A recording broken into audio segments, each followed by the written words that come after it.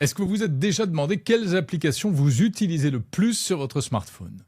Personnellement, c'est en priorité les applications de communication comme WhatsApp ou Message sur iPhone pour les iMessage et les SMS.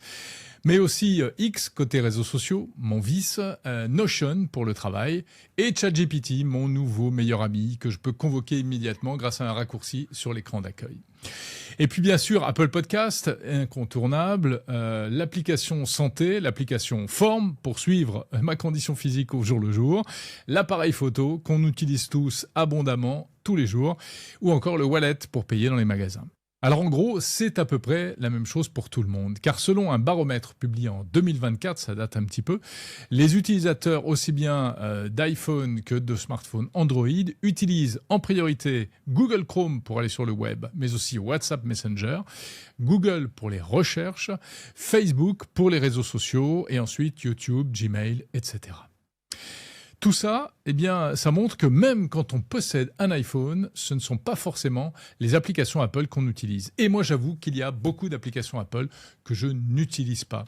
En priorité, eh bien, l'application Safari pour aller sur le web, car je préfère Chrome, notamment pour une petite fonction bien particulière, qui est la traduction automatique. Et oui, quand on est flemmard et qu'on lit beaucoup d'articles dans des langues étrangères, sur des sites étrangers, c'est pratique d'avoir immédiatement la traduction pour lire beaucoup plus rapidement. Pour les emails, j'avoue que j'ai complètement délaissé Mail, l'application d'Apple, au profit de Gmail.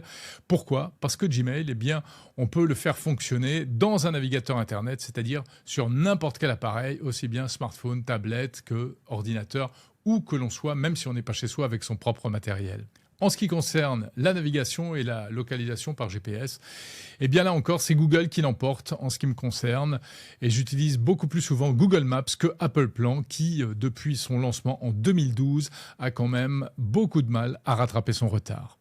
Enfin, il y a des applications et des fonctionnalités Apple que je n'utilise jamais, comme Image Playground ou encore les Genmoji, apparus il n'y a pas très longtemps, en 2024, avec iOS 18.2 pour créer des petits emojis personnalisés. Le journal, cette application qui permet pourtant de noter ses souvenirs au jour le jour, je ne dois pas être dans la cible.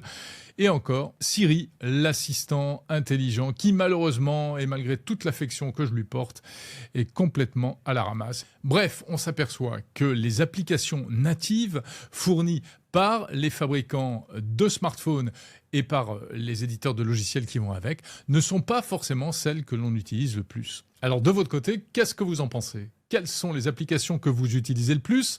Ou au contraire, celles que vous n'utilisez jamais ?